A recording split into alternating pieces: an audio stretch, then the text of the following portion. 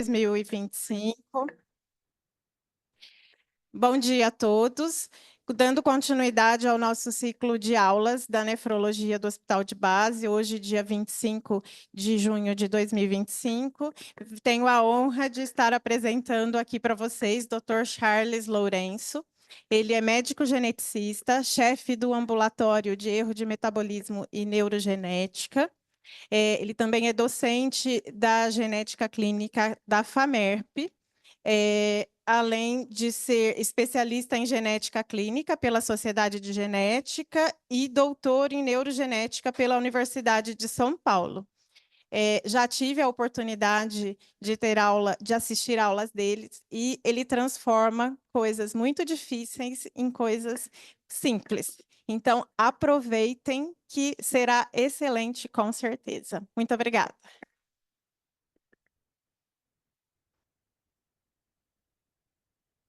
Obrigado pelo convite. E, assim, a gente vai tentar hoje fazer um apanhado sobre doenças genéticas em que você tem acúmulo dentro do lisossoma ou dentro do citoplasma celular. Na realidade, no começo eu imaginava que eram menos doenças, né? Mas eu fui percebendo que a gente já vai aumentando o número delas. Mas aqui são meus conflitos de interesse. Eu acho que o principal aqui é dar para vocês algumas dicas de como, às vezes, detalhes no exame físico plus uma doença renal podem apontar para algumas doenças genéticas em particular e doenças que podem ter terapias específicas também, além do transplante de rim. A ideia seria não chegar a fazer hemodiálise ou fazer o transplante renal. Às vezes dá, às vezes não dá, às vezes é a única saída. Algumas delas ainda têm terapias que não são perfeitas, que estão ainda em evolução. Mas acho que o grande detalhe, por elas serem doenças hereditárias, todas aqui vão ser doenças que ou o risco é de 25% ou o risco é de 50% de ter um outro paciente afetado. Então, mesmo que você não consiga curar aquele paciente, você pode orientar a família e prevenir que haja outros da mesma irmandade afetados, ou até diagnosticar mais precocemente outros pacientes antes dos sintomas evoluírem. Eu acho que o primeiro caso é uma situação bem interessante. Não é incomum nós temos até por ser um hospital terciário, você tem um paciente que acompanha em vários ambulatórios. Muitas vezes eu noto que as pessoas não cruzam alguns achados, porque a gente pressupõe que sejam coisas não correlacionadas. Tem aquela famosa ideia da medicina, né? De que a melhor explicação é aquela que reúne todos os sintomas. Então, a ideia seria: será que esse paciente tem uma doença rara que faz com que ele apresente sintomas acometendo sistemas diferentes? Ou ele tem realmente duas doenças não correlacionadas? Eu acho que é importante sempre fazer esse raciocínio. E porque, se você estiver diante de um paciente que combina sistemas diferentes, isso já pode ser uma pista para o diagnóstico.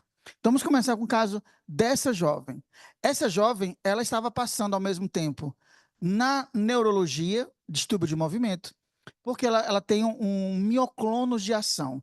Para quem não sabe o que é um mioclonus de ação, é um tipo de distúrbio de movimento em que a pessoa, quando tenta fazer um movimento, começa a ter abalos mioclônicos. Eles podem evoluir para crises convulsivas mioclônicas, podem evoluir para ataxia em coordenação motora, mas às vezes pode ser só um mioclonus de ação mesmo. Por exemplo, você tem aqui, ele vai pegar esse projetor, e aí você projeta o movimento, né, de fazer isso. Aí você começa a ter vários mioclônios, que às vezes ele tem que tentar usar outra mão para segurar, e ele começa com mioclônios. É uma doença extremamente debilitante.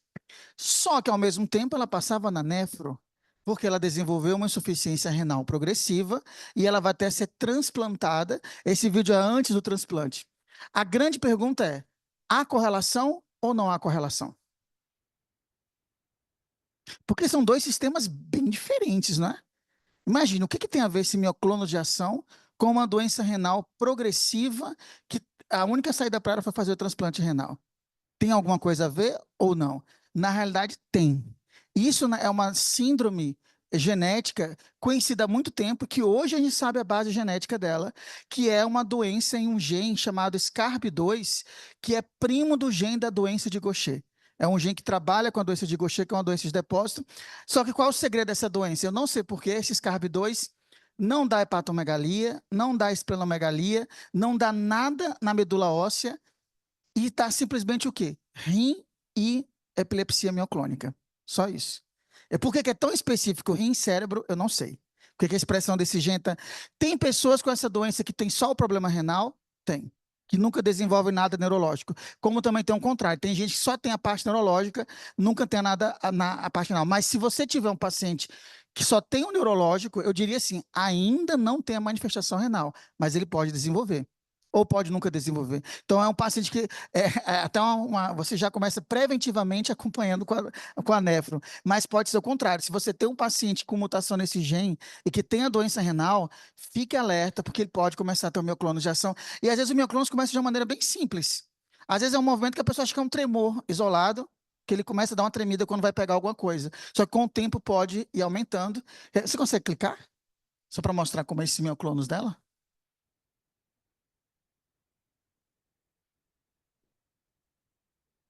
Aí ele vai mostrar, né? Ó. Sacanagem. Às vezes o pessoal da neurologia é meio sádica, né? Aí.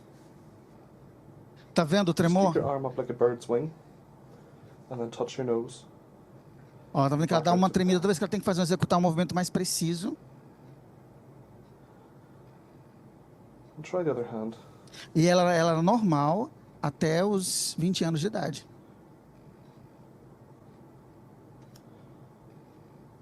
Okay. And then just rest, and then bring your fingers in nice and slowly. Essa é a pior parte, porque esse é um movimento para vocês é fácil, mas para quem tem mioclônus de ação, ela tem que forçar muito para fazer isso sem tremer e não consegue. Find that tricky? Ó, tá vendo a dificuldade? Ela não consegue. Okay. Great. Okay. Você faria isso tranquilamente, né? Ela tá batalhando contra o próprio sistema nervoso central dela para fazer isso. Para escrever também, ó. Não enxerga. Pode não enxergar, mas assim. Infelizmente, assim, aí vem, eu preciso dos nefro para me ajudar agora, né? Porque, na realidade, eles colocaram assim, uma rara casa de mioclônus, isso que já é uma descrição do que foi achado dela. Só que, no caso dela, eles encontraram uma glomerulosclerose focal segmentar. Então, assim, não tinha nada que sugerisse depósitos, embora alguns pacientes possam ter depósitos que lembram um pouco os depósitos que você encontra, vascularizações que você encontra em doenças como Fabry, como cistenose, mas o dela, a apresentação, e eles podem realmente abrir como se fosse um quadro de proteinúria, e eu concordo, para vocês esse é um achado pouco específico, né? Ou apontaria, é bem pouco específico. Mas se disser que o paciente tem esse achado do mioclônus, aí tudo muda de figura. É por isso que às vezes tem que ter história clínica. Então, se você tem um paciente com uma lesão renal progressiva, uma glomerulosclerose focal segmentar, mas que tem esse achado do mioclônus ou tem uma ataxia, porque é bom lembrar, às vezes a doença ela progride, o paciente fica muito epilético e tem muita ataxia, e assim, ninguém lembra que começou como mioclônus, né? Aqui ela fez o transplante renal, então 2 meses. Aí vocês podem até julgar, pode colocar isso. Será que ela melhorou depois do transplante renal? Vamos ver. Você vê que a doença renal avançou muito mais rápido que a neurológica, né? Okay, put the hands out straight in front. Você acha que melhorou? Não. Na realidade, eu acho até que piorou, né? Mas isso na culpa não é do transplante, não. Na realidade, assim, a doença está evoluindo. Good. Eu acho que piorou, não piorou, não? Okay, so if you pour water from one Ela está com maior dificuldade, ó. Essa é uma prova muito importante de fazer. Eu não sei nada de neurologia, então faça esse teste aí de trocar a água dos and then back copos. into the other cup. Porque, de novo, você precisa planejar o movimento, tem que ter precisão. Okay, off you go. Aí você faz isso para ver se ela tem desequilíbrio, né? Se a marcha em tandem. Eu não sei até que ponto os imunossupressivos poderiam também prejudicar um pouco a parte neurológica dela. Eu acredito que não. Eu acho que, assim, na realidade, a evolução renal não tem correlação com a evolução neurológica. Às vezes, uma pode ser mais rápida que a outra mesmo. Tanto é que o neurológico ela já tem há anos, mas o renal foi rapidamente progressivo, né? Só que alguns pacientes vão piorando muito da parte neurológica, às vezes antes de dar os sinais renais. Você pode ir clicando? Olha só como está esse paciente aqui. Inclusive, a doença renal dele foi descoberta depois, mas o pessoal não fez relação. Então, assim, você vê que ele claramente ele tem uma ataxia. Então, se tem lá paciente com ataxia, lesão renal, interroguem SCARB2. Você pode clicar o segundo? Olha como tá. É um adulto, né? Geralmente, nossa, esse tá coitadinho, esse não tá mesmo nem acertando direito, né? E esse daqui já é uma evolução. Infelizmente, a progressão da doença pode chegar a isso.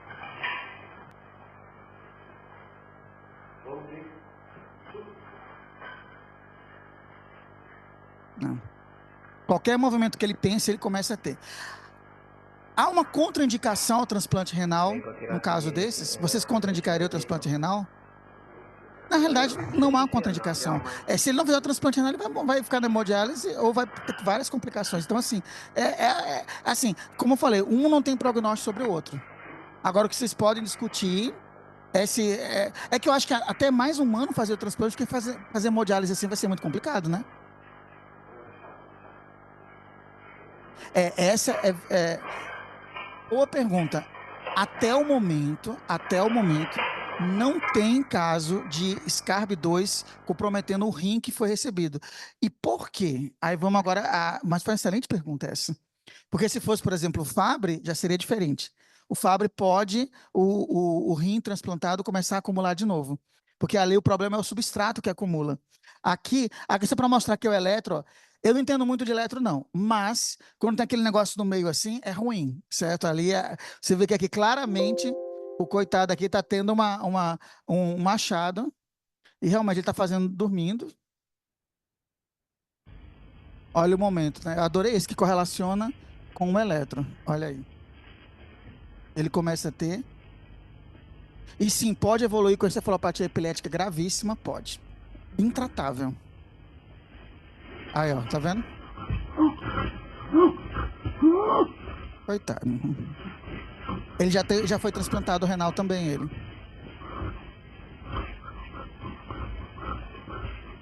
Aqui também, sim, fazer hemodiálise num paciente desse é muito difícil, porque até você vai ter que amarrar ele para ele poder fazer hemodiálise. Porque até o movimento do braço, se ele pensar, o braço começa a chacoalhar na hora. Então, assim, talvez o transplante renal seja a melhor indicação para pacientes que têm muito mioclonus. E aí, qual foi a surpresa? Foi descobrir que esse gene é um gene que se relaciona com o gene da doença de Gaucher. A doença de Gaucher, aqui até gostei desse infográfico, né? Depois, até se quiser, eu mando no grupo para você distribuir com o pessoal os PDFs aqui dos slides. Ela é uma doença que você vê que realmente os dois órgãos são cérebro e rim. Por que é tão específico? Eu não sei. Que é muito específico. Por que não acumula no baço? Por que não acumula no fígado, nos ossos, como você tem outras doenças, como o Fabry mesmo, que realmente é multissistêmico, não. Aqui é específico desses dois. E, assim, ele foi descrito pela primeira vez na população franco-canadense, né, do Quebec, mas é porque lá tem muito casamento consanguíneo, então eles tiveram vários casos mesmo. E ela é uma doença que, do ponto de vista renal, ela pode dar, cadê aqui? Começa com proteinúria, né? E também e você pode evoluir com falência renal. E eles podem ter epilepsia, ataxia, tremor. Alguns podem ter até perda auditiva também associada. E o que é interessante, por que não há o risco para um novo rim? Bem, eu estou teorizando, né? Que até agora não tem nenhuma publicação. Porque, por exemplo, quando você tem a doença de Gaucher e outras doenças lisossomais, você tem uma enzima que não degrada uma substância. Essa substância acumula e vai se depositando. Se você transplanta um órgão, ele vai acabar recebendo um acúmulo da substância que tá transitando pelo sangue.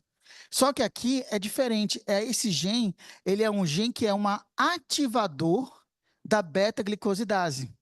Então, na realidade, ele não é bem uma enzima, é uma proteína ativadora. Então, o que acontece quando essa proteína não funciona é que você começa a ter a beta-glicosidase do Gaucher, ela não consegue chegar adequadamente ao lisossomo.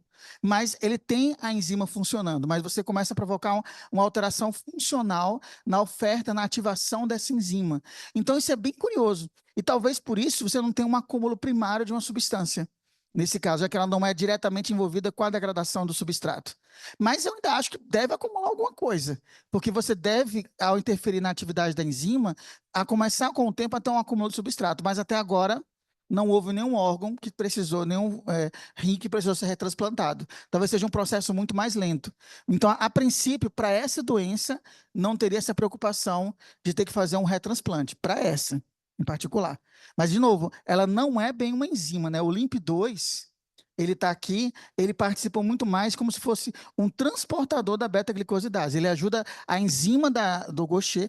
Agora, curioso, por que então você não desenvolve aumento de baço e aumento de fígado? Não, eles não têm isso daí. É só renal e só neurológico. E é curioso que, assim, aqui é um caso de uma paciente que era uma bailarina, coitada. Essa bailarina,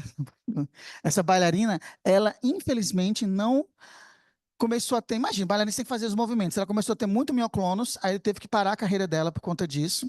E ela evoluiu depois com falência renal. Quando fizeram o diagnóstico dela, começaram a usar uma medicação chamada miglustat, que é uma medicação que diminui o acúmulo de glicoesfingolipídios. E, aparentemente, deu uma certa estabilidade ao caso dela. Você vê que, olha como foi a evolução da doença. Em pouco tempo, ela já estava usando sonda, que ela começou a ter disfagia importante. E depois que começa esse inibidor da síntese de glicoesfingolipídios, ela começa a melhorar. Mas a gente não tem tanta experiência. Curiosamente ou não, esse inibidor de síntese está aprovado pelo SUS, dado pelo SUS, para a doença de Gaucher. Então, teoricamente, se fecharem algum caso, a gente pode dar um jeito de encaixar o CID lá para ela, entendeu? Assim, então, porque teoricamente entraria no mesmo CID da doença de Gaucher. Ah, e por que a enzima não funciona? Porque tem reposição enzimática para Gaucher. Por que a enzima não funciona? Porque ele não tem a proteína que transporta a enzima. Então, você vai dar a enzima, essa enzima ela não vai conseguir chegar ao lisossomo, porque precisa dessa proteína. E por que essa terapia aqui funcionou? Porque ele inibe o acúmulo dos glicoesfingolipídios. Então, é como se ele diminuísse a síntese dos glicoesfingos para que a sua enzima residual consiga resolver. Mas se der uma enzima externa, não vai adiantar. Mas assim, gente, isso é apenas um relato de caso, até hoje. Então, mas talvez a gente não tenha tentado mais vezes ainda. E assim, só para mudar, para você ver qual é a diferença quando você tem uma doença multissistêmica de acúmulo lisossomal, essa é uma paciente de 14 anos, né, que ela vai por um quadro de artralgias, mas que além desse quadro de artralgias e de febres, ela também tem diarreia, vertigem, zumbido no ouvido, e logo depois ela desenvolve um quadro de proteinúria, certo? Perdendo de 1 grama ao dia e com alteração também da filtração glomerular. Ela acaba evoluindo também para insuficiência renal. E na biópsia dela, eles encontram corpos de zebra, né? Que são esses aqui foi a microscopia eletrônica, que isso é um achado bem sugestivo de doença lisossomal, porém, isso pode estar presente em quem usa cloroquina ou hidroxicloroquina. Então, assim, tem que ter muito cuidado. Se a pessoa tem doença reumatológica e lesão renal, se faz uma biópsia e encontra esse achado, isso pode ser também do uso da cloroquina e hidroxicloroquina. Então, é um diagnóstico importante. No caso dela, ela não tinha esses achados, até pela idade dela, ela nunca usou nenhuma outra medicação. Então, isso era bem fortemente sugestivo de uma doença de depósito. E uma das principais que dão esse tipo de achado no rim é a doença de Fabry. E essa, sim, é uma deficiência de uma enzima que deveria degradar um glicoesfingolipídio. Quando essa enzima está deficiente, você acumula o glicoesfingolipídio em todo o corpo. Aí praticamente nada é poupado, porque você pode ter lesões cerebrais, acúmulo nos olhos, pode ter a perda auditiva, zumbido, acumula na pele, acumula no nervo periférico, dá dor neuropática, acumula no trato intestinal, você tem diarreia crônica, acumula nos rins, você evolui com proteinúria, insuficiência renal, acumula no coração, você desenvolve cardiopatia hipertrófica, até no pulmão acumula. Então, essa eu concordo, é muito sistêmica. E nessa, como a doutora mostrou a preocupação, se você transplantar o rim, sim, já tem relato de caso, que teve um caso, coitado, que foi transplantado 2 vezes, né? Fez a primeira, passaram alguns anos, o rim que foi transplantado acumulou de novo. Porque antigamente o pessoal tinha ideia que se você transplantasse o rim ia produzir enzima para o resto do corpo. Não, ele não produz enzima para o resto do corpo, porque você está com a deficiência dessa enzima em todas as células. O rim transplantado só resolve o problema dele, aliás, nem o dele, né? Porque se começar a ter muito acúmulo e ele vai filtrando aquilo dali, chega o ponto que ele não aguenta. E outra coisa, se você usar o rim de um paciente com Fabry para outro transplantado, ele vai desenvolver a nefropatia do Fabry, mas ele não desenvolve os sinais sistêmicos. Mas ele pode acabar com o tempo perdendo esse rim, porque às vezes o pessoal quer aproveitar o rim, não aproveitaria, mas às vezes o pessoal quer aproveitar o rim, mas assim, ele vai, talvez não tenha muita durabilidade, né? E o que que tem na pele? Eles desenvolvem angiokeratomas, que são uma pista. Eu vou mostrar depois como são essas lesões, mas o angiokeratoma é como se fossem pequenas, não vou falar uma pinta, mas é como se fosse uma pequena lesão que é levemente, um pouquinho elevada, não é plana, você sente, pode sangrar, e é um tipo que reflete o quê? O acúmulo de glicoesfingolipídio dentro da pele. Então, isso é um achado bem interessante. Você pode ter na mucosa. No olho, infelizmente, essa doença tem um problema. Ela é a única que é ligada ao X, dessas que a gente está falando hoje. E por ser ligada ao X, o homem, vocês lembram, ele é XY, a mulher é XX. Qual a conclusão disso? O homem sempre vai ser mais gravemente acometido do que a mulher. Para a doença recessiva, isso não acontece. Então, aquela do SCARB2, homens e mulheres são afetados igualmente. Aqui não, aqui você vai ter muito mais homens, e em geral a mulher vai depender muito de qual cromossomo X dela está ligado ou está desligado. Então, isso também manifesta o fenótipo. Então, esse achado aqui, que é essa córnea opacificada, você encontra mais em homens. Eu já encontrei mulheres com córnea opacificada. Aliás, teve um caso que me veio porque o primo dela era oftalmologista, fez o exame, encontrou a córnea opacificada, perguntou se ela usava cloroquina, hidroxicloroquina, não encontrou nada, não sei o que é. Aí um ano depois ficou mais opaca, ele resolveu encaminhar para investigar. Curiosamente, foi aí que ela revelou que na família dela tinha vários casos de insuficiência renal. E aí alguém fez a conexão. Alguém não, ele falou que foi o Google que fez mesmo. Ele pôs lá, córnea opaca, insuficiência renal. O primeiro hit que apareceu, olha, não desprezem o poder do Google, viu? Antes de ter surgido a inteligência artificial, havia o Google. E aí, você colocando uma associação de palavras-chave, ele pode sugerir alguns diagnósticos. Nunca me ajudou a definir nada, mas me fez pensar algumas coisas também. E assim, além dos angiokeratomas, que são um sinal visível, mas de novo, na nossa casuística, eu vi poucos casos com angiokeratoma, mas quando tem, eles chamam a atenção. E assim, você pode desenvolver as vacuolizações também na biópsia renal, especialmente nos podócitos, e vai levando a uma lesão renal progressiva, que infelizmente já começa intrauterina, né? Já esse acúmulo de globotriazil-ceramida, né, o GB3, já começa dentro do útero. Então, uma criança de 7 anos que tem uma mutação clássica do Fabry já tem acometimento renal. Por isso que a ideia hoje é de começar o tratamento mais precoce para essa população de pacientes, principalmente com as mutações mais típicas também. O do olho é uma achada que a gente vai encontrar muito mais em homens, mas vale a pena. Olha, se você tem um paciente com lesão renal que você acha que é genético, o que você tem sempre que pedir? Até pede antes de caminhar para o geneticista. Avaliação oftalmológica. Mas eu não sei o que é. Mas é justamente por isso. E o que ele vai procurar? Ponha lá, córnea opaca, depósito na córnea. Sempre ponha isso, que ele vai procurar alguma coisa. Porque quase todas essas de depósito, elas têm alguma coisa com a córnea. Então, já ajuda. Inclusive, até o Alport também tem. Então, assim, põe para avaliar sempre a córnea lá. Só que você tem que chamar a atenção, que tem que fazer com lâmpada de fenda. Você está vendo que tem um brilho ali no olho? É porque a lâmpada de fenda é aquele negócio que ele põe assim. E eu achei que era uma coisa mais sofisticada, mas não. É uma luz e um vidro, que a pessoa fica assim olhando. Mas, por pior que pareça, poucos oftalmologistas fazem isso na rotina. Entendeu? Então, até não sei se aqui eles fazem sempre a lâmpada de fenda, mas convém você sempre colocar, fazer exame com lâmpada de fenda. Que aí você pode encontrar várias coisas curiosas na córnea desses pacientes. Do ponto de vista do sistema nervoso, você não tem epilepsia, mas você pode ter AVCs, pode ter ataques isquêmicos transitórios, e até alguns pacientes podem demenciar, que eles desenvolvem também uma leucoencefalopatia, que vai alterando a função executiva. Mas isso é uma coisa mais em torno dos 40, 50 anos de idade. É raro os jovens terem esse achado. E justamente, quanto mais depósito, mais a doença vai se manifestando. Tanto é que o paciente clássico com Fabry, usualmente falecia aos 40 anos de idade. Hoje mudou com os tratamentos de reposição enzimática, inclusive estão agora no SUS, né? Você tem um PCDT agora para eles. A gente mudou a história natural. Hoje, por exemplo, coisa que eu nunca vi, ter um paciente com Fabry com 60 anos de idade, 70 anos de idade, que a maioria realmente falecia em torno dos 40, 50 anos. Então, não curamos a doença, mas mudamos a história natural dela. E é interessante assim que aqui são todos os elementos sistêmicos que podem acometer o paciente. Então, aqui realmente é multissistêmica.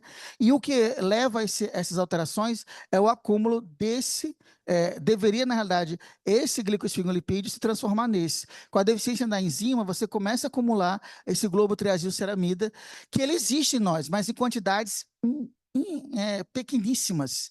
Quando ele começa a acumular, ele começa a levar a uma resposta inflamatória, especialmente dentro dos capilares e do endotélio.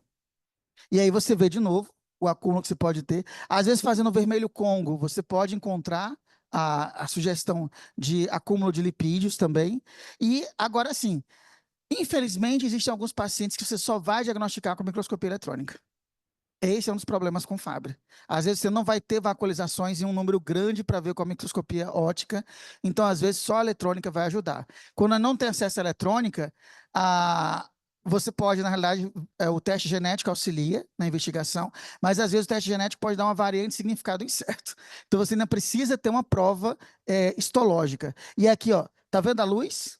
Quando você põe a luz da lâmpada de fenda, você vê esse brilho e forma essa aura aqui. É como se fossem essas estrelas saindo. Isso aqui é a córnea verticillata, que é um tipo de córnea opaca também. Mas lembrando, hidroxicloroquina pode dar isso. Se a pessoa... Ainda não sei, tem gente que ainda usa dente de ouro, eu acho extremamente cafona. Mas eu vi agora que tem um monte de gente, tem rapper, né, trocando os dentes, pondo tudo de ouro, ficar assim com o sorriso todo amarelo. Não é? Eu acho cafoníssimo, mas parece que é um status de elite, assim, usar. Então, avisa ele que ele pode ficar com isso daqui no olho também. Certo? Essas linhas de o ouro acumulando, ele leva a essa alteração. A miodarona também, viu? A miodarona, embora já não use tanto como antiarrítmico, né? Mas ele tá... E por quê? Porque a miodarona inibe a função lisossomal.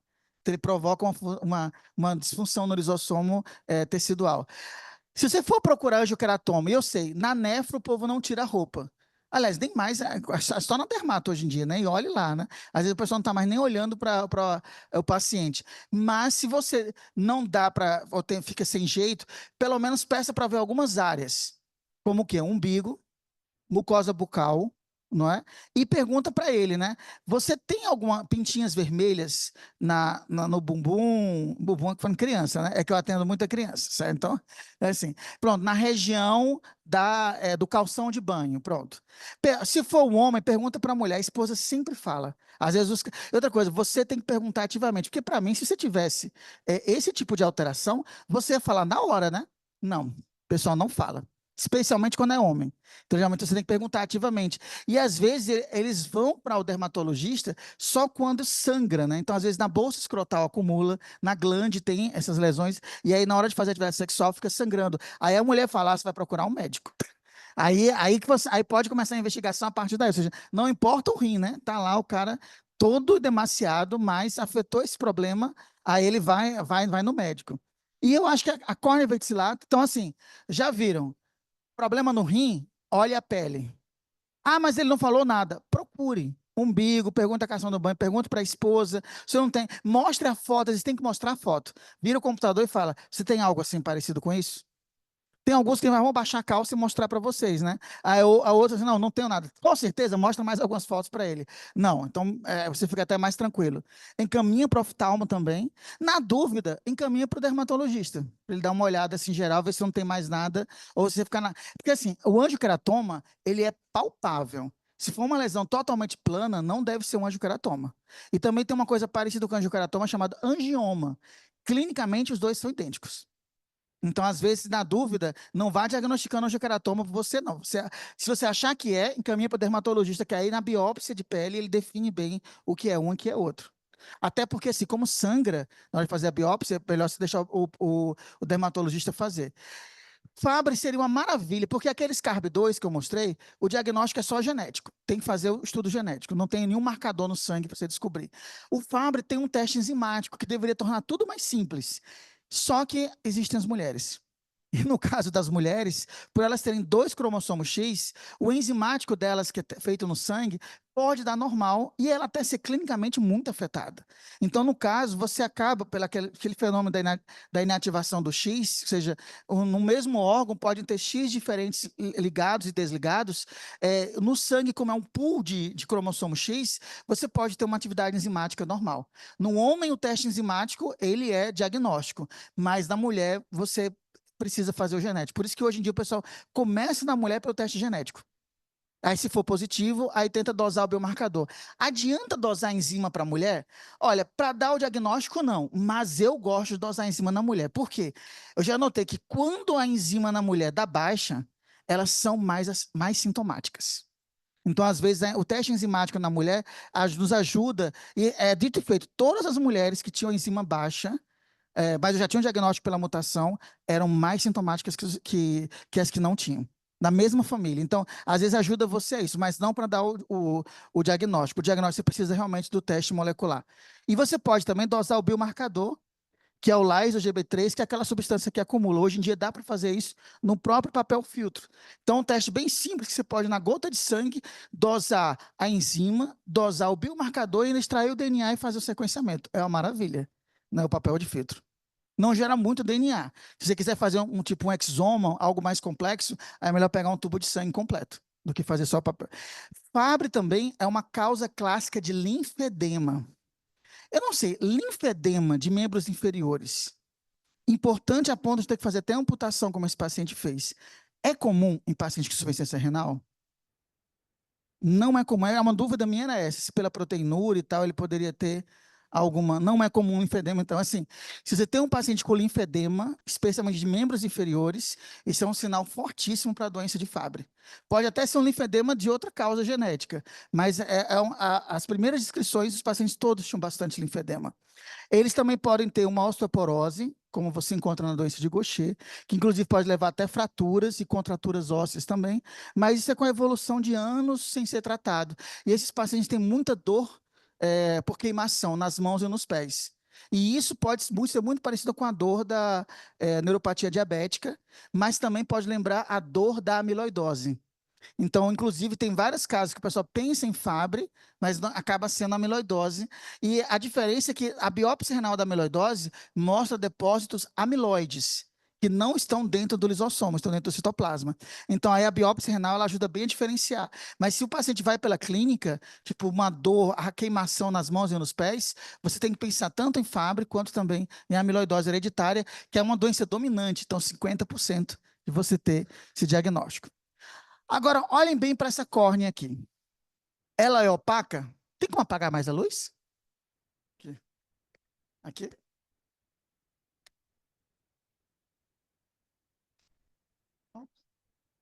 Pronto. Agora dá para ver melhor, né? Essa córnea é opaca? Gente, é opaca, né? Assim, tá até parece que tem uma membrana por cima, né? Agora, o que chama atenção? Se você fizer a lâmpada de fenda, você não vai ver aqueles raios saindo, né, da verticillata. Mas a olho nu você já vê uma coisa diferente aqui. O que é que você vê? Um halo, né? Tá vendo que tem um halo? Esse olho lembra o olho de alguma espécie? Nossa, isso é genética, nefro, agora já é zoologia também. Às vezes ajuda. Lembra o quê? Cobra. É diferente a córnea da cobra, entendeu? Gato também é diferente. Não está faltando uma diferenciação entre a íris. Você está vendo? Cadê a íris aqui? Eu nem consigo ver a íris, né? Nossa, cobra, a pessoa você está vendo muito filme de terror, né? Cobra.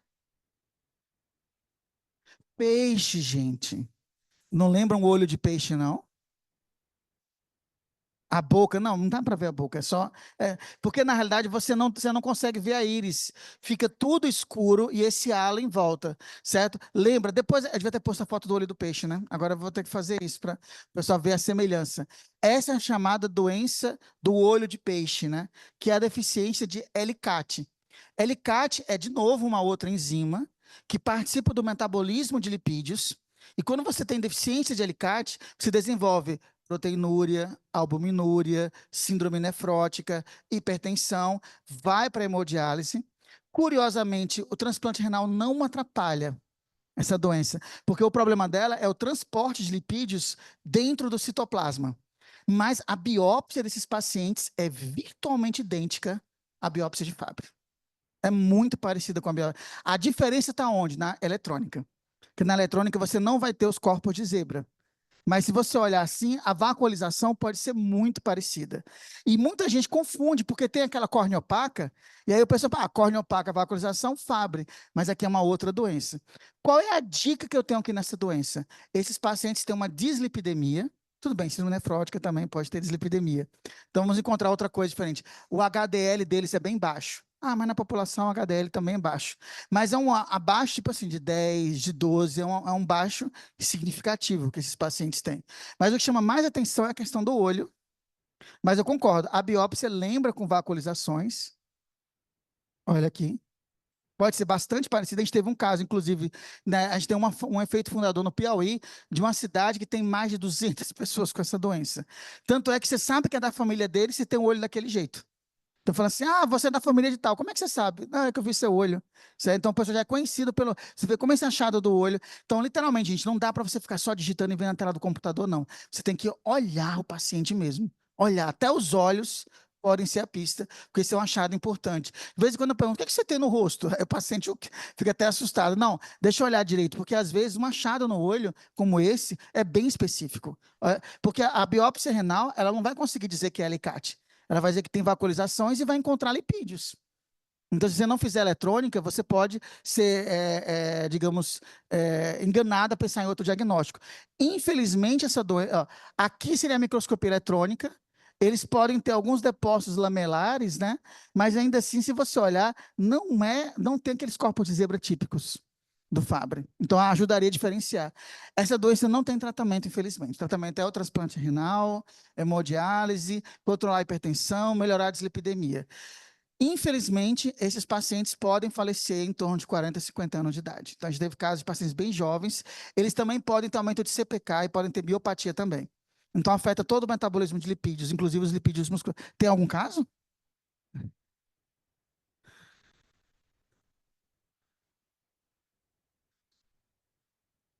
Ah, Macarlo, O Macarlo também,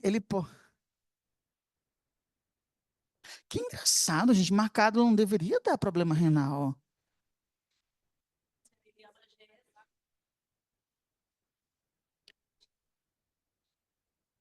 Depois vamos ver o nome daqui, eu tento puxar ele mais cedo para avaliar. Porque é incomum para Macarlo dar.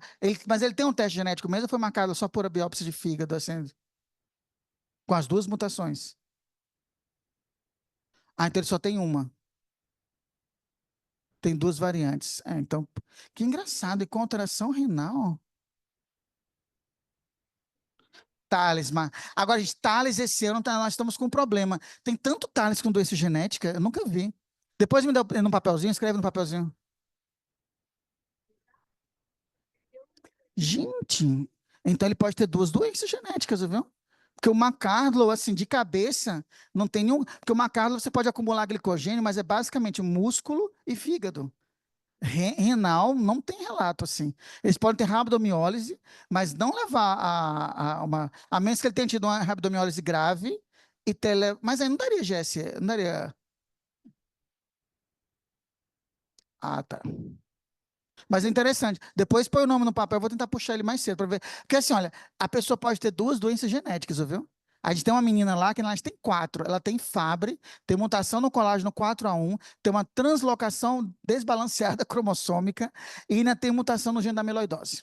Então, assim, a menina, ela nasceu sem anjo da guarda. Então, só que assim, o Fabry ela herdou do pai, a amiloidose ela herdou da mãe. E as outras duas surgiram só nela mesmo. Então, ela não teve muita sorte nesse aspecto.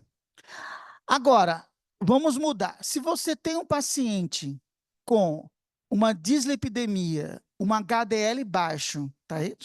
E uma nefropatia, eu vou mudar agora. Agora você vai ter que abrir a boca do paciente. Nossa, já tem que olhar a pele, tem que olhar os olhos. Agora tem que abrir a boca? Tem. Porque você vai procurar isso daqui. O que é isso daqui? amígdalas amareladas. Ah, ele está com a infecção bacteriana.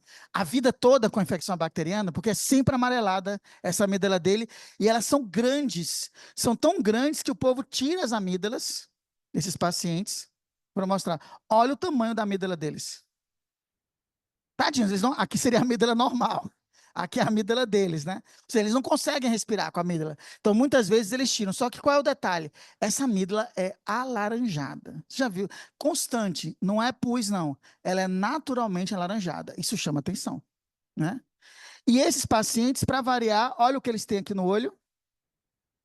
A córnea é opaca? É, a córnea é opaca. Você vê, córnea opaca está presente em várias doenças. Mas é o olho do peixe? Não, porque eu tô vendo a íris, né? Então, se você está vendo a íris, não é olho do peixe, não. Mas tem aquele halo em volta, né? Então, isso confunde, porque tem esse halo. Mais uma dica: esses pacientes podem ter muita diarreia. Fabry pode dar muita diarreia também. Mas eles têm bastante diarreia e eles têm, se você fizer uma endoscopia, o que vai aparecer no estômago deles? Você falou o quê? Fala. Ele falou o quê? Não, ele falou alguma coisa ali. É que eu também ando surdo também, então você vai encontrar todo o revestimento alaranjado. É até bonita de se ver, né? Você vê e tudo isso é o quê? Lipídio acumulado. Aqui é a biópsia da amígdala. O que é tudo isso? Vacuolização. Você também acumula lipídios e ela chama-se doença de Tangier, extraordinariamente rara. Apareceu no filme do James Bond, tá vendo? Até ver James Bond também é cultura. Então, porque é uma cidade na África, no norte da África, chamada Tangier, onde os primeiros casos dessa doença foram descritos. Ela é uma doença curiosa porque ela é um defeito do transportador do colesterol não esterificado. Então, esses pacientes têm os HDLs mais baixos do mundo. Tem HDL de 1, já viu HDL de 1?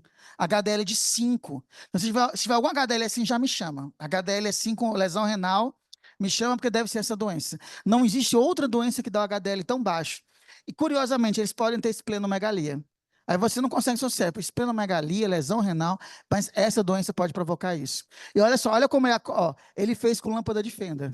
Olha como fica. Só que não tem aquele rajamento. Lembra o rajamento do Fabry? Não tem o rajamento do Fabry. Mas também, gente, eu não estou querendo que o oftalmo dê diagnóstico pela córnea, não. Aí também é demais. Se ele me confirmar córnea opaca, eu estou feliz.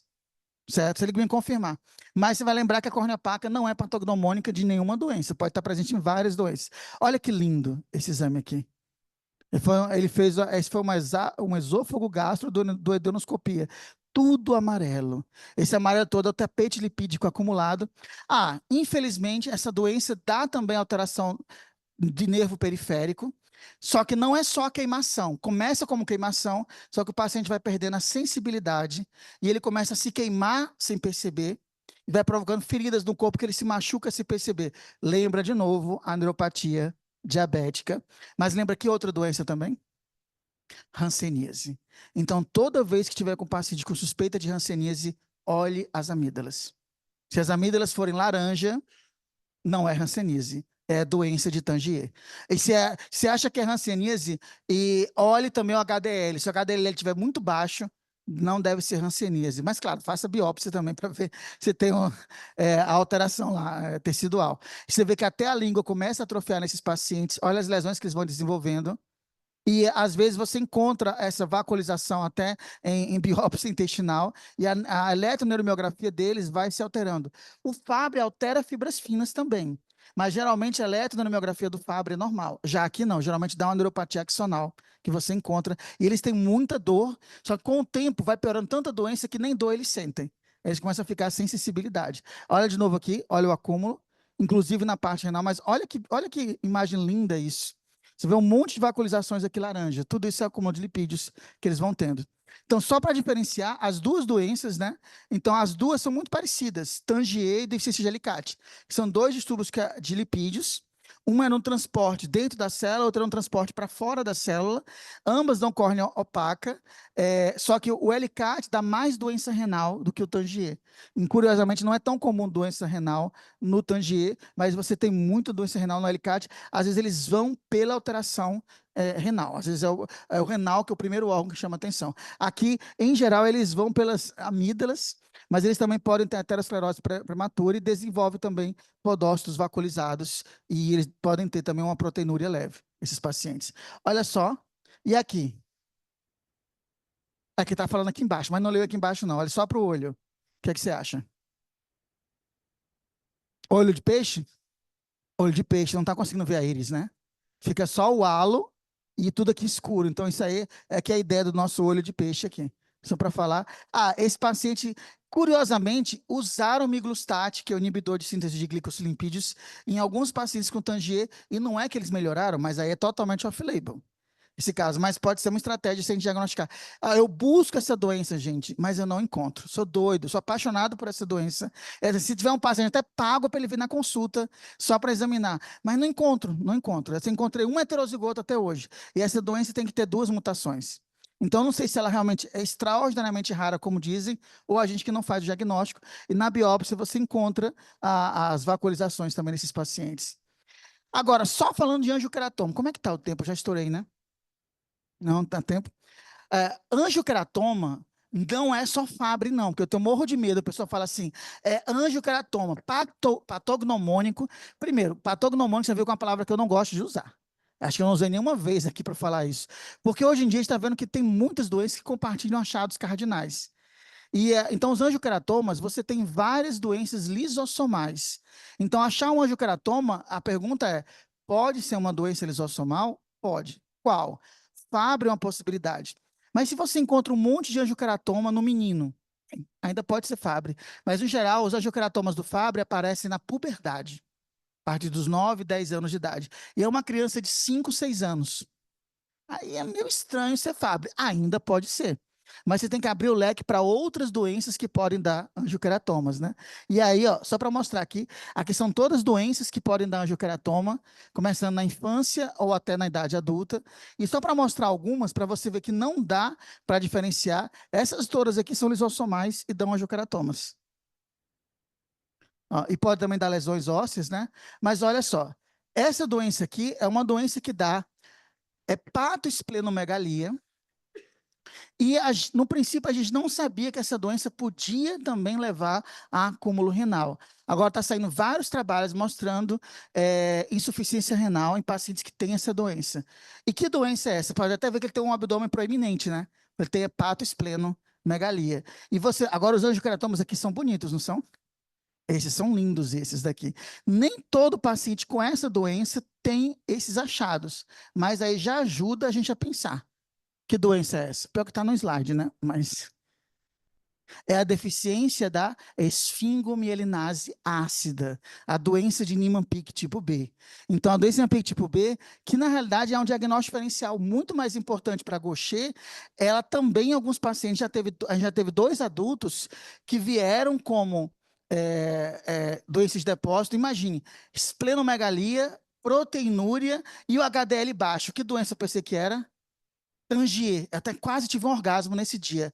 Deve ser Tangier, acelerei e tal. Não era Tangier, mas acabou sendo Niemann-Pick tipo B. Uma adulta, né? Uma adulta que veio pela nefro, por conta da proteinúria, só que ela tinha essa esplenomegalia, o pessoal achava que era uma doença de depósito, mas não dava células de Gaucher, porque assim, Gaucher, até o momento, não tem nenhum caso que evoluiu com lesão renal como algo prioritário, mas a esfingomielinase ácida nós temos. Então, se tem um paciente com esplenomegalia e infiltrados renais, pode ser essa doença, especialmente se tiver angioqueratomas. E esse foi um caso publicado agora recentemente, porque na literatura, então, muito cuidado quando você olhar o Google ou pegar livro, porque os livros não estão atualizados. Os livros, eles não vão colocar Niemann-Pick B como uma doença que dá vacuolização renal. E a gente já sabia disso por casos de necrópsia. A gente teve casos de necrópsia em que as crianças com Niemann-Pick B ou Niemann-Pick AB, né, que é a forma neurológica, essa doença também pode dar sintomas neurológicos, eles tinham acúmulo no rim, mas não chegaram a tempo de ter lesão renal e irem para o nefrologista. Hoje é o contrário, a gente está vendo casos que eles vão pela alteração renal inicial e depois que se fecha o diagnóstico de Niemann-Pick B. Eles podem... Aí vem mais uma coisa, né? Pele, amígdala, olho, e o que mais agora? chamar a hemato. Então, quando você tiver esses casos, pede para o colega da hematologia fazer fazer um aspirado de medula óssea. Não precisa fazer biópsia, um aspirado. Aí, eu sei que é pesado. Poxa, mas o cara não tem nada hematológico, por que você está pedindo isso? Porque, às vezes, mesmo ele não tem nada hematológico, você pode encontrar essas células aqui. Essa aqui é uma célula de Niemann-Pick. Está vendo que ela está toda vaculizada. A célula de Gaucher também você consegue pegar pelo aspirado, mas ela é diferente, ela parece um papel celofane. Aqui na Niemann-Pick, Fabry não dá isso, viu? Fabry não dá achado na medula óssea. Então, se você acha que realmente é Fabry, aí você poupa o paciente da medula óssea. Mas se você está na dúvida ou você excluiu o Fabry, é interessante fazer medula óssea.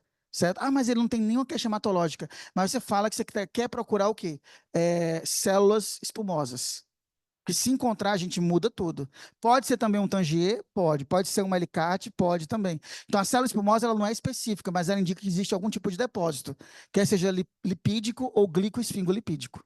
Olha aqui. Agora, esse daqui é um caso de esfingomelinase que eu não entendi muito bem, né? Ele deu uma microangiopatia trombótica renal. Por que a pergunta é essa? O mesmo artigo eu não conseguiu dizer muito bem. Ele tinha hepatosplenomegalia, tinha plaquetopenia, tinha as plaquetas baixas. Será que essa região microangiopática foi disso? Ou pode ter a ver com o acúmulo dentro do rim? Foi uma coisa que o artigo não deixou muito claro. Agora, que ele tinha acúmulo renal, ele tinha. Mas não é comum você desenvolver esse tipo de alteração microangiopática nesses casos. Mas só para lembrar, então, que tem descrição de lesão microangiopática em Niemann-Pick B como apresentação nefrológica da doença.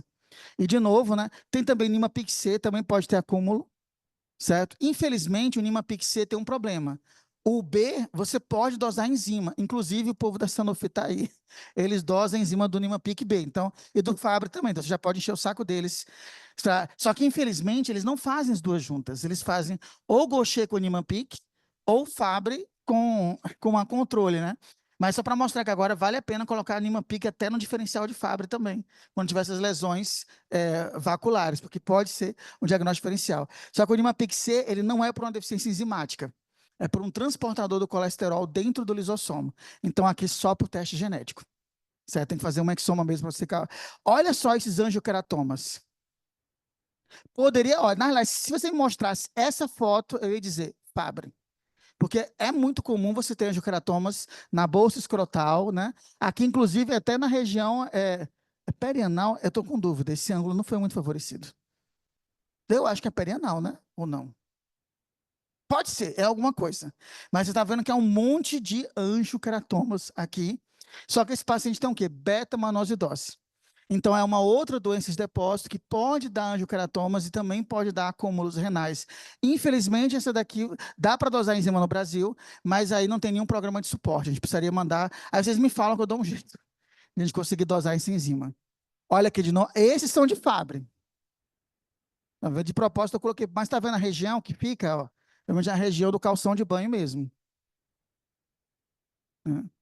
Então, assim, nem ser. Na verdade, aqui é beta-monoacidose, né? Mas aqui, até eu me confundi, poderia ser Fabry também. Fabry é a mesma localização nesses casos. Aqui é uma menininha. Mas ela tem um rostinho diferente. Aí vamos falar o seguinte: quando você tem lesão de depósito renal e é uma criança pequena, 4, 5, 6 anos de idade, Fabry não é a principal causa. Geralmente, você pode ter até uma proteinúria, mas ainda não tem uma lesão renal evidente. E alguns pacientes podem começar, às vezes, com síndrome de Fanconi renal, e aí acabar evoluindo para uma insuficiência renal progressiva muito rapidamente. Então, quando isso acontece, é muito importante prestar atenção a duas coisas. No rosto da criança, se tem sinais de depósito, um rostinho mais inchadinho, e se essa criança tem fotofobia. Como assim? Seja perverso, apague a luz da sala, né? E ligue rápido, né? A criança vai fechar os olhos irritada. Por quê? Porque existe uma outra doença que também dá acúmulo lisossomal, que deposita cristais na córnea. Tá vendo que a córnea está sempre envolvida. Só que ela é a única dessas que dá fotofobia mais importante, né? Aqui é outra fucosidose que também dá. Mas repara, olha o rostinho. Aqui você já encontra um rostinho com cara de depósito, né? Que já desenvolvem, e eles também têm angiokeratomas aqui até na palma da mão, e também tem lesões ósseas. Olha aqui o outro também, com angioqueratomas. E essa outra, essa aqui é uma doença interessante porque ela é deficiência da alfa-galactosidase B. E o Fabry é a deficiência da alfa-galactosidase A. Então, ela é uma doença, ela é a prima do Fabry, literalmente. Só que ela é extremamente rara, viu? A gente quase não encontrou nenhum caso dessa doença. E eles não têm muita lesão renal, eles têm mais lesão neurológica. Isso daqui. Mas pode ter, ó. Inclusive, olha o linfedema que esse paciente tem. Estou olhando esse linfedema intenso e um monte de angioqueratoma, aqui está espalhado pelo corpo todo os angioqueratomas. Eu teria pensado até em Fabry, não, mas não, era doença. E, infelizmente, a dosagem que o pessoal faz é da alfa-galactosidase B. Então, pode ser a deficiência da alfa-gal-A. Nesse caso, tem que fazer uma dosagem especial em outro lugar. Aí me avisa que a gente faz. Então, é um diferencial importante de Fabry, porque é a enzima, digamos, espelho dela. Só que para o monômero A, enquanto que o Fabry é para o B.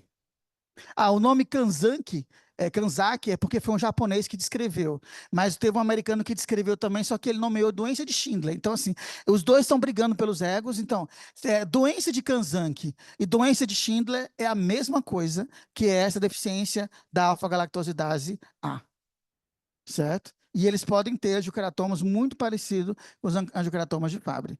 Essa enzima dosa no Brasil, dosa. Só que a gente tem que mandar diferente, porque não tem nenhum programa de suporte, infelizmente, para essa enzima. Mas, gente, ela é extremamente rara. Mas veja que a do Fabry, a disposição é a mesma dos angioqueratomas, ó. E é muito parecido. Então, pelo angioqueratoma vendo, você não consegue diferenciar. E mesmo a biópsia só vai mostrar que é um angioqueratoma com depósito, não vai poder dizer qual o subtipo da doença. Então, a gente tem que fazer a investigação. E por que você começa com Fabry? Porque, vou ser sincero, é mais fácil. Eu consigo dosar a enzima do Fabry, consigo dosar a enzima do Niemann-Pick B, aí não dá nenhuma das duas, aí agora sim, agora eu vou ter que ampliar para outras doenças. Ó, eu falei que criança não era tão comum angioqueratoma. Esse menino queimou minha língua, que ele é um menino da Alemanha, foi até publicado esse caso. Ele tem 6 anos de idade. Olha o tanto de angioqueratoma que esse moleque tem na mão e no braço, que não são nem lugares comuns, né? Então, se você encontra uma criança com angioqueratoma, até que se prove o contrário, Fabry é a primeira hipótese, mas pode ser outras, né? Eu nem acharia que ele era Fabry, mas esse paciente realmente tinha doença de Fabry, esse daqui. Então, só para lembrar, todas essas podem dar angioqueratomas. Então, são nosso diagnóstico diferencial. E aí, por que ele está com o olhinho fechado? Porque você fez a fotofobia nele, você fez a malvadeza. Às vezes nem malvadeza. Se ele está no corredor e está mais escuro, ele entra na sala, ele faz isso daí. Tem a paciente, vocês conhecem a Camila, aquela paciente que tem essa doença, não falar o nome da doença ainda. Ela, toda vez que ela entra, ela começa a fechar os olhos, né, por conta da luminosidade que está na sala. Então, essa pode ser uma pista. Uma criança com lesão renal progressiva, fotofobia. Mas ele é mais clarinho. Gente, olha, no Brasil vai ser difícil você pegar essa característica, né? Pela nossa miscigenação, ser mais clarinho, mais branquinho, isso é muito comum em doenças de depósito, você ser mais... Porque o melanócito, ele também acumula melanina e ele depende do lisossomo. Então, doenças de depósito podem alterar o acúmulo de melanina e a pessoa ficar mais clara. Mas na nossa população é um pouco mais difícil isso. Mas, em geral, eles podem ter esse aspecto mais, digamos, loiro, né, galego. Mas você olha que o rostinho é um pouquinho infiltrado, né? Mas será que não é da síndrome nefrótica que ele tem isso? Esse paciente ele foi encaminhado aos 4 anos por uma proteinúria. Ele estava com uma taxa de excreção de proteína de 43 miligramas por quilo-hora, com a relação proteína-creatinina de 2,3. O normal aqui é até 0,2. Ele não tinha formação de cristais na urina. Ele tinha pressão normal, não tinha história de edema, não tinha história familiar. Olha, odeio quando vocês me colocam isso no encaminhamento. História familiar negativa. Como ele não tem membros na família, todos morreram, então por isso que é negativo. Gente, vocês têm que ter muita coragem para dizer história familiar negativa.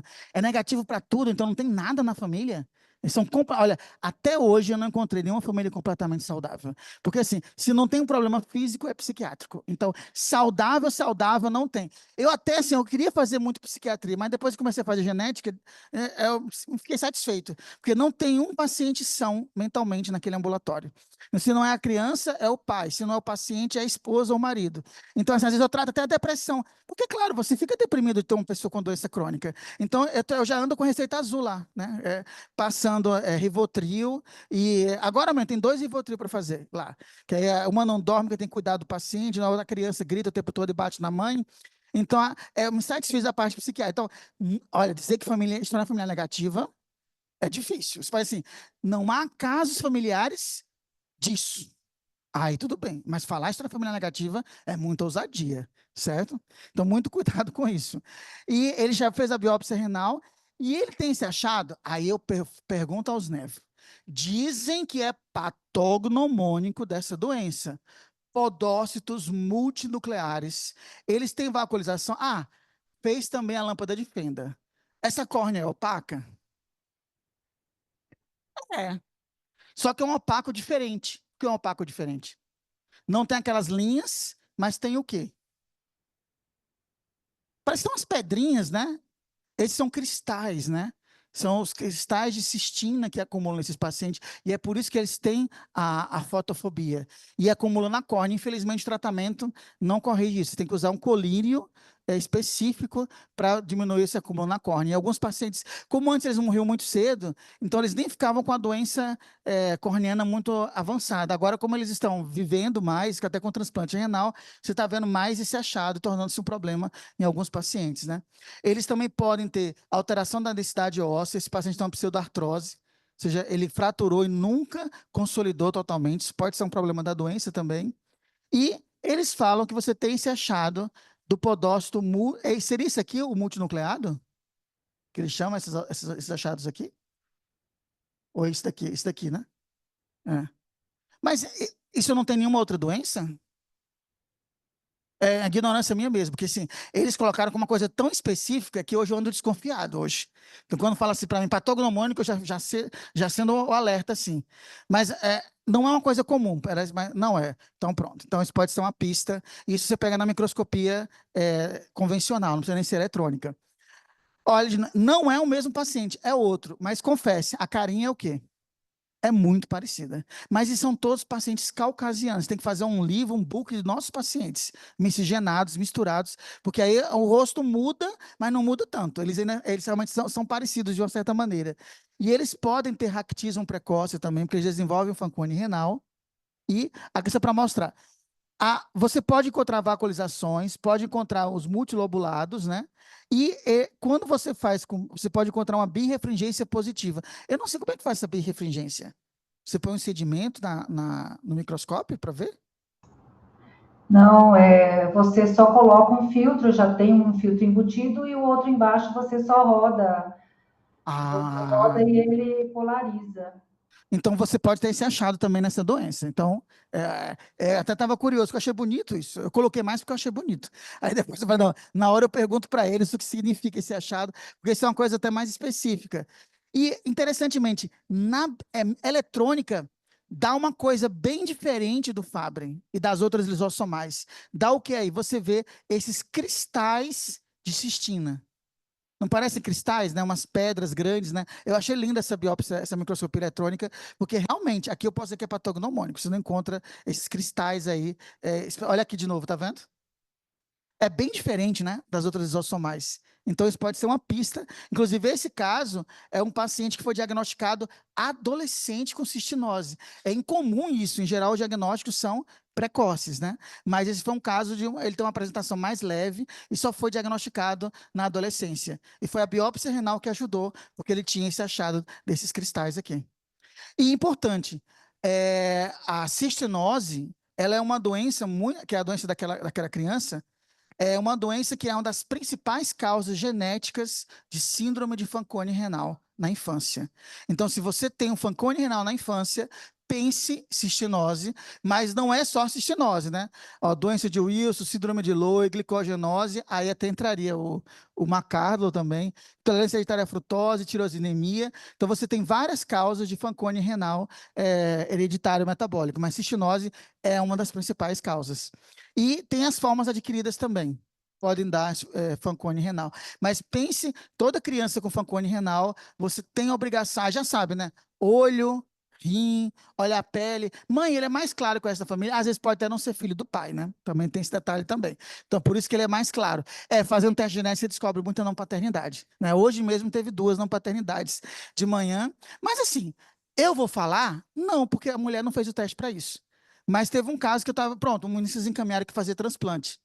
Não é? Vocês encaminharam que só que ele deu uma mutação em homozigose e a mãe e o pai não eram primos. E era uma mutação tão rara. Falei, gente, mas como é que esses dois se encontraram para ter? Aí eu perguntei, aí de repente ela falou, filho, vai lá pegar um pão. Já sei que é a dica, né? Vai pegar lá um lanche, aí trancou a porta. Adoro isso, quer ver se vira na novela das 8, tranca a porta. Doutor, eu fui violentada pelo meu tio quando não tinha não sei o que. Eu falei, ótimo, entendi. Pronto, matou minha dúvida. Então, assim, era isso que. Aí teve um outro caso que foi a mesma coisa. Eu até achei que eu tinha trocado as amostras, porque não deu nenhuma mutação no pai, deu uma mutação na mãe e a criança tinha 2.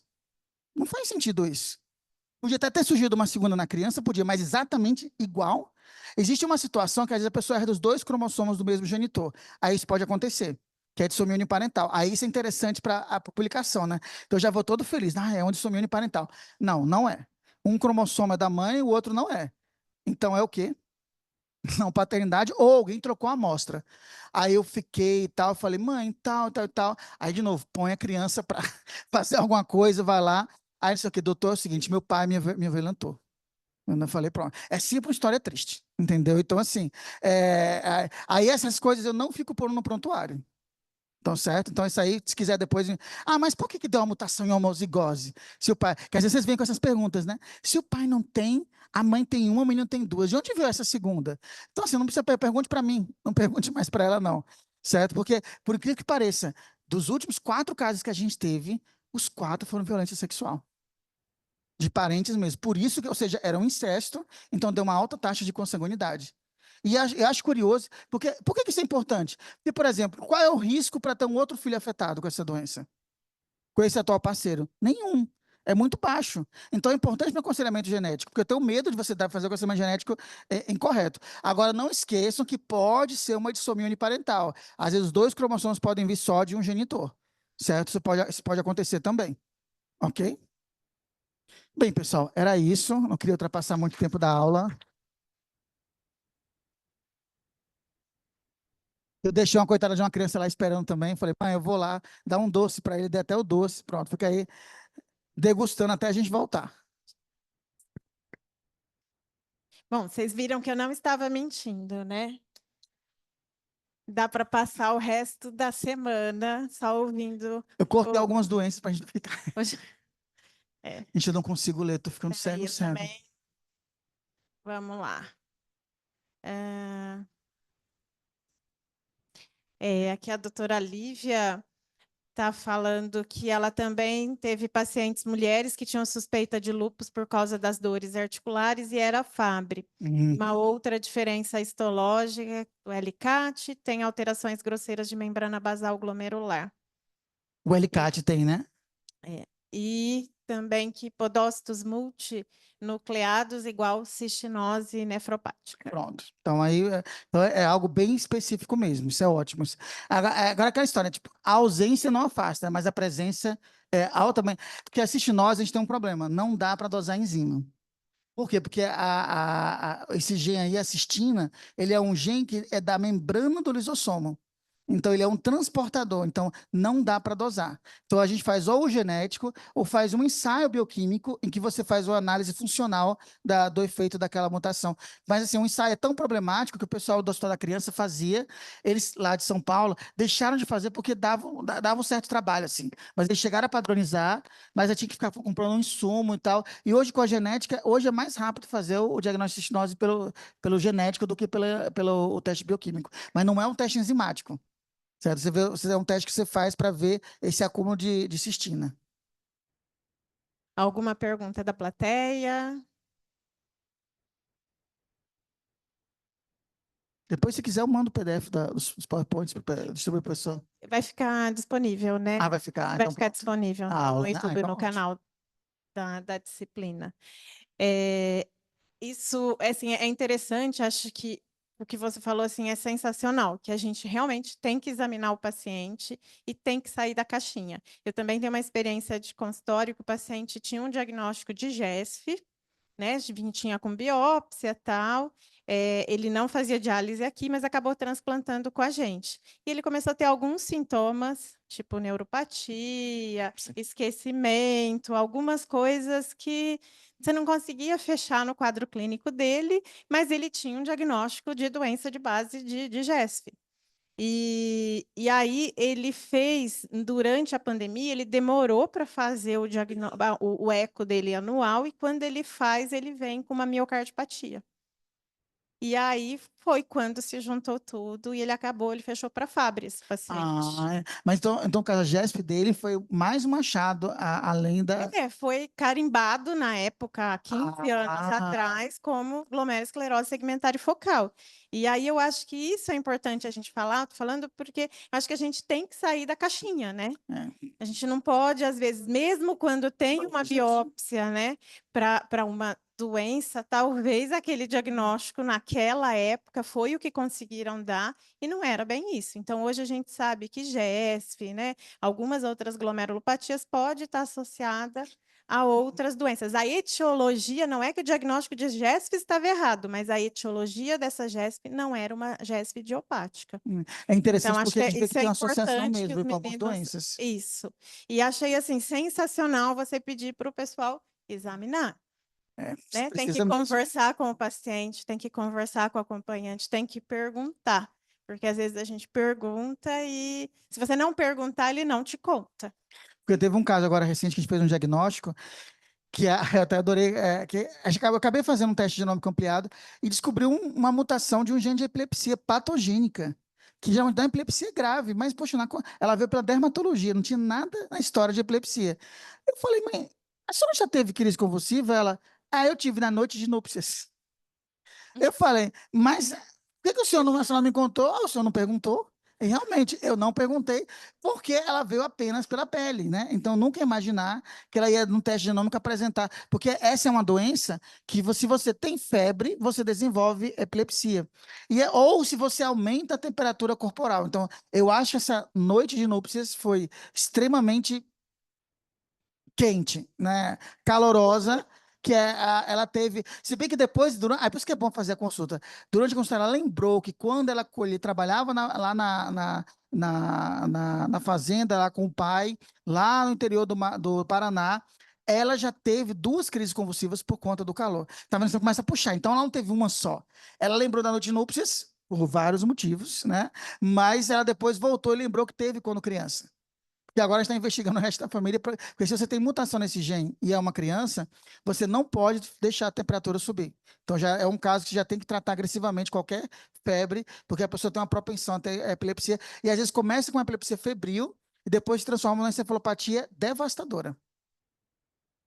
Eu achei interessante, porque ela não tinha essa queixa, foi o teste que mostrou. Mas também eu não perguntei para ela, né? Se tinha caso. Ela falou, você não perguntou? Alguma pergunta de quem está online, doutora Maria Alice? Não, eu acho que é excelente, parabéns. Não tem perguntas, não, porque eu acho que você foi extremamente esclarecedora aí. Eu acho que não tem. Eu só tenho a agradecer muito pela sua presença aí. Com certeza você virá mais vezes na nossa aula. E eu acho que foi muito claro, isso está gravado. Enquanto você estava falando, eu estava passando aqui, que meu filho está fazendo oftalmo, eu já fui mostrando para ele, falou assim, vai passar para todos os seus colegas de residência, porque são, assim, muito interessante. Muito obrigada mesmo, Charles. E é interessante, porque a córnea opaca geralmente não atrapalha muito a visão, então o pessoal às vezes não dá nem muita bola. Mas é interessante ele saber disso, que embora não atrapalhe tanto a visão, ele pode ajudar a diagnosticar uma doença que pode ter sérias repercussões. Sim, sim, eu acho que e é muito difícil, às vezes, para a gente fazer pela patologia. Eu vi que a doutora Lívia está aí, né?